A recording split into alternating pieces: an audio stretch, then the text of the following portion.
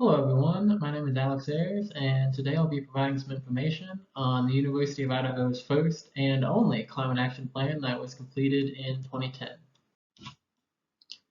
So first, just to give an overview of the University of Idaho for anyone who's not aware, it's a land-grant institution located in Moscow, Idaho. It has a student population of a little over 12,000, and its dominant research foci are agriculture and environmental science. So there was a few factors that ultimately led to the creation of the climate plan here at UI. The first one was this declaration in 2005, which outlined a 10-step plan to increase environmental education as well as sustainability on campus. And the next thing was becoming a member of the Chicago Climate Exchange in 2007, which further incentivized us to reduce emissions. Then really the biggest thing was the signing of this climate commitment along with many other universities across the country in 2007. And one of the mandates included in that commitment was the creation of a climate action plan, which led to the university ultimately publishing the first version of it in 2010. Some of the unique challenges that the university faced include our energy usage. Energy accounts for about 80% of our emissions, so that was quite daunting to try to dig into that. Developing sustainably was a large barrier, as not only the university, but certainly the region that we're located in has been expanding very rapidly over about the last decade. Funding, of course, is always an issue. And longevity and accountability decreased greatly over time, and particularly in recent years, there has not been a very large commitment to the things that were laid out in the climate plan. Just to give you an overview of the scope of the climate plan for the university, it encompasses a 15-mile radius around the campus to include all of our extension buildings. It includes more than 250 buildings in total, which amounts to more than 4 million square feet of space, and it manages a system of nearly 40,000 metric tons of carbon dioxide. To give an idea of how the baselines were set, these are two tables from the actual climate action report that show the 2007 total emissions for the university.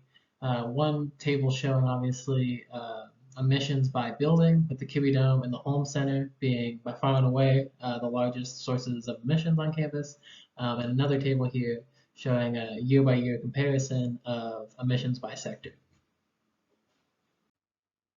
This is another helpful figure from the actual climate report, and it shows, as I mentioned earlier, that 80% of our emissions come from energy usage. So that was obviously the most daunting task and the most significant task that needed to be accomplished within this climate action plan. So the goals of the actual plan itself were for the university to eliminate 25% of its emissions by 2012, 50% by 2016, 82% by 2023, and to be carbon neutral by 2030. In addition to just the simple emissions reduction, some goals are also to create a template for other universities to be able to learn how to become sustainable, and also to reduce operations costs through their sustainable practices into the future. So one of the key ways that they did this was setting up 3 sectors of focus so that they would be able to more efficiently plan out the document. So the 3 sectors they chose were the direct emissions, the electricity emissions, and the indirect emissions, as you can see in this table here. The authors of the climate plan also broke down their suggested action items into various sectors, and the first one obviously was energy efficiency and conservation. So some of the goals for that sector included improving efficiency of the central steam system, using the steam system to generate electricity and relying on more renewable energy sources, reducing natural gas consumption, and implementing policies to conserve and more efficiently use electricity in all university buildings, as well as further increasing their energy efficiency within the buildings by changing the settings on electronics and encouraging the use of portable laptops. And finally, they recommended that all newly constructed buildings would be in accordance with the LEED Platinum certification.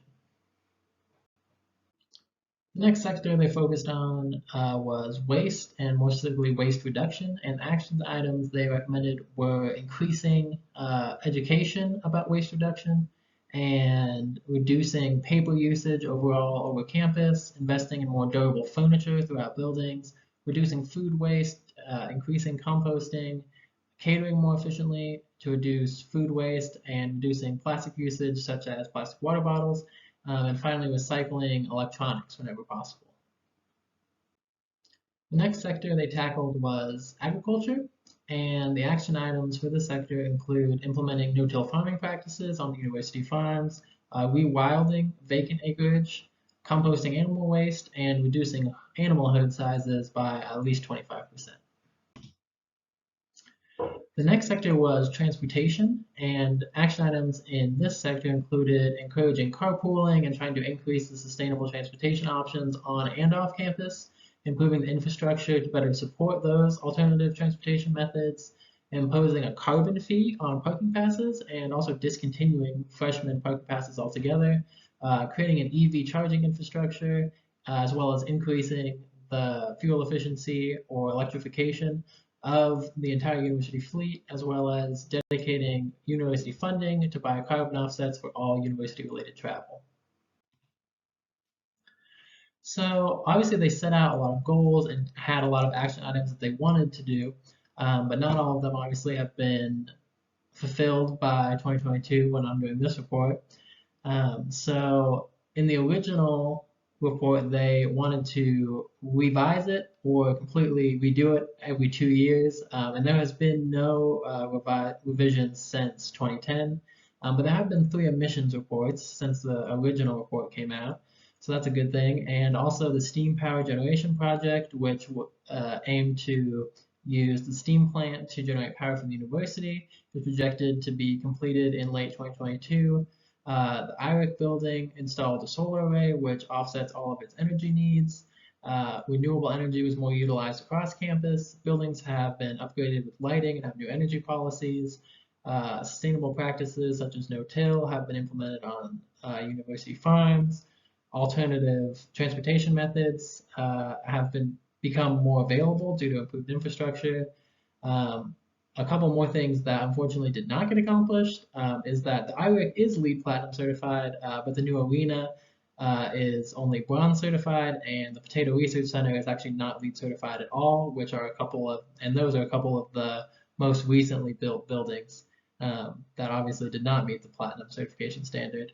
And finally, the animal and conventional agriculture on campus have expanded, and we're currently in the process of building the largest dairy research farm in the country. So that is definitely going against reducing the animal herd sizes.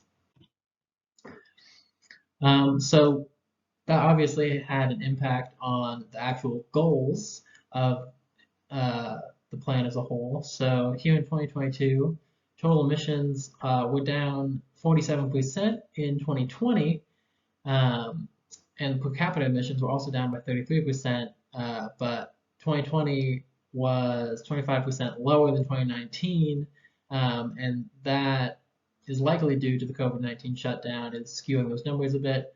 So that means that even by the most liberal of estimates, we still in 2022 have not met our goal of 2016 by reducing our emissions by 50%, which means that by next year we will likely not have reduced our emissions by 82%, which also means that if we want to hit our goal of being carbon neutral by 2030, we will need some very drastic measures, particularly likely in the electricity production sector, as that is still our largest sector, largest source of emissions on campus. So if we do want to hit that lofty goal of being carbon neutral by 2030, we will need to follow through on a lot of our original commitments, the chief of which being at least revising our 2010 climate plan, if not creating a completely new one, which would help us just renew our commitment to those original climate goals. And if we're going to succeed in those goals this time, we'll definitely need increased organization and certainly increased accountability to make sure that we're actually following through on the commitments that we're making.